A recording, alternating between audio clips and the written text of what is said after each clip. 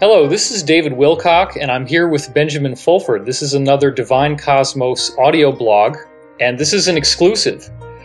The reason why I'm interviewing Benjamin Fulford today, which in my time here in Los Angeles, California, would be November 28th, 2011, a Monday. For Ben, it's already Tuesday. The reason why we're doing this interview is that Ben has been talking for a very long time now about a counterinsurgency against what I lovingly call the Old World Order, which is a melange of international characters that started out with an Asian secret society. For those of you who don't already know, I'd like to establish some of his bona fides so it doesn't sound like he's tooting his own horn here. But Ben was the Asia Pacific bureau chief for Forbes magazine. He has a long history of professional, credentialed academic journalism. And as you can find out from many other interviews that he's done, some of which are on my site, he got involved into a world of intrigue when he started to trace where the money was going from the Japanese economy. He realized the economic stimulus that could be generated to the world was not being used for anything that was positive, and it seemed like a lot of money was disappearing. And that investigative trail actually led to him getting death threats and getting drawn into an Asian secret society as a counterbalance against the Old World Order guys who also tried to silence him and bribe him by offering him, I forget, Ben, was it an ambassadorship they wanted to give you or something like that? Well, they offered me at one point the job of finance minister of Japan. Right. They also, believe it or not, offered me General Electric and General Motors. Really? Well, yeah. Like you would be the CEO or something? Yeah, and I guess I'm the chief shareholder. Okay. The problem, of course, is I had to go along with their plan to kill 4 billion people. It's a classic sell your soul to the devil situation. Right, they just need to lighten the load and get rid of some surplus. That's how they like to talk about it. Well, they want to save the environment and get rid of the useless eaters, yeah? Exactly. So, look, man, I've been on the internet since 1996. I've had my own public presence since 1998. And I watched you ever since you came out. And I noticed right off the bat, I believe you emerged in like 2007. Was that correct? Something like that? Yeah, it must have been around that time. Yeah. Because I'd been researching a lot of stuff before then, but I didn't feel it was safe to go out in public because I knew they would kill me. Yeah. And it wasn't until I got protection that I was able to come out and start saying this stuff. Right, and it is true that within Japan, you are a best-selling author. You've sold, how many books do you have in print, and how many units have you sold? I don't know, more than 30 books, and I don't know, more than maybe 1 million in all. I haven't kept track.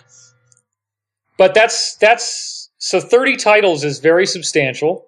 You are fully bilingual. Nobody can challenge that because there's plenty of videos they can watch of you talking fluently in Japanese. I have seen endless iterations of every type of hate comment that somebody would lob at you. And the most frequent one is that they just can't wrap their head around the story. They think that it's too implausible that these Asian secret societies would contact you. But I see that because you're bilingual and because you are a credible financial journalist who then became a best-selling author and quite renowned for these, as you're saying, 30 books that you have in Japan, there's no other gaijin, or that's the word they use for foreigner. There's no other gaijin in Japan. There's no other white guy out there that I'm aware of who's doing what you've done. So who else would they have chosen for something like this to try to bridge over to the Western world? Sure, look, what you have to realize is that there's a couple of reasons why I fell into this particular niche. One is that I wrote a lot of stuff that if I had been a Japanese journalist, I would have been killed for. Oh, really? But because I was a foreigner working for a visible magazine like Forbes, I was off limits. And this is stuff that would have rattled the chains of the government or stuff that would have insulted the emperor? What are we talking here? I'm talking, in essence, I'm talking about the secret colonial government here. In other words, Right. They've been using a network of North Koreans and gangsters and bribed the Japanese. And they've been using bribery and murder to make this country a colony that only is an independent country on the surface. Now, I want to get back to that, but briefly... Okay, but let me just tell you how I got involved in a really short summary. Basically, I started writing books in Japanese, and this was what year approximately? I guess the ones that really caused troubles came out around 2006, and basically saying, you know, the 911 stuff that was uncovered by many researchers in the West. So this was before you ever appeared on Rents or anything in the West?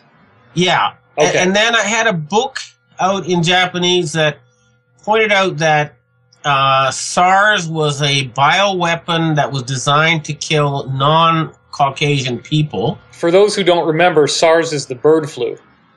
It's there's several. I mean, basically, I quoted from the documents written by the neocons, like the Project for a New American Century and stuff, pointing out very clearly that there was a group of Western elitists who were planning to start World War III and were planning to reduce the world population, and that the Asians could stop this by cutting off their money because they required Japanese and Chinese money to finance this insane project. And an order came out in the Japanese underworld to have me killed, okay?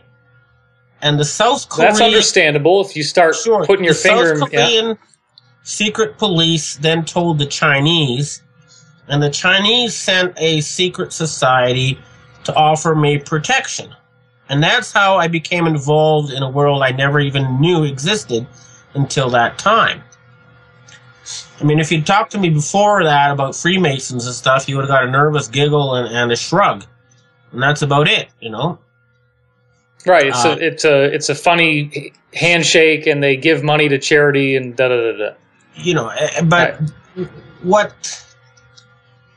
But the other thing is, of course, the Chinese themselves had eavesdropped, you know, one of the conferences at the Bohemian Grove, and they were fully aware of this plan to, you know, reduce the world population and start World War III, and were trying to stop it. And when they realized that I was being put on a hit list for trying to warn them of something they already knew about, that's how I got involved. Okay, one thing, as I'm talking to you, I'm also responding to the fact that when we've published articles in the past, we get 200 or 300 written comments on them, and I'm able to read what everybody says and the feedback that they have.